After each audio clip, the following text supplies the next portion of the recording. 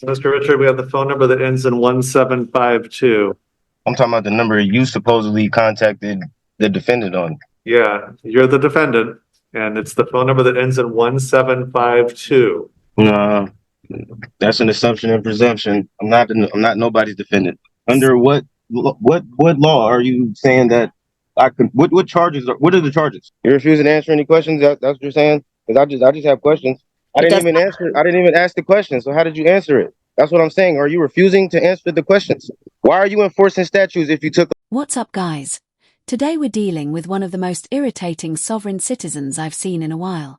This guy just wouldn't shut up. He wasn't even using the usual "I don't accept this court" excuse, but he was still pulling the same tired sovereign citizen tricks, acting like the law doesn't apply to him. Spoiler: it definitely does. Judges don't play games with that nonsense. Honestly, it was painful to watch. The arrogance, the delusion, it was like watching a clown show. Let me know in the comments what IQ you'd give this guy, because I swear it's below freezing. And if you enjoy seeing sovereign citizens embarrass themselves in court, hit that like and subscribe button.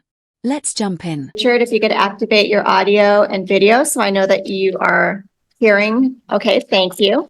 This is the case that we believe I saw recently. There was a eval set up and they were unable to reach him to participate in that evaluation.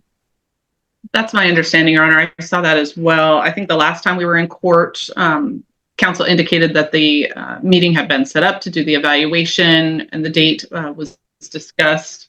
And it looks like Mr. Richard did not appear for that. And for the record, Sean Parent for Mr. Richard.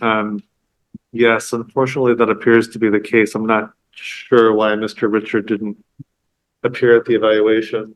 So, Mr. Richard, we've been waiting for you to talk to one of the doctors, and we've been setting this case over for that to happen.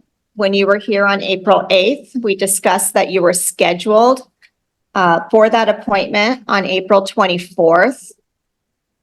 So I know that you were aware that they had you calendared. Mr. Richard, why didn't you show up for that appointment? Well, that was an assumption. I wasn't aware of anything. Well, you were at the hearing when we talked about it, so.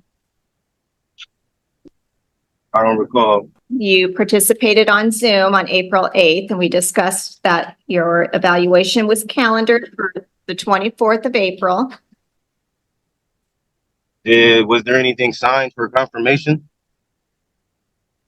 Your attorney has been working to get that set up. So. Well, I haven't talked to anybody.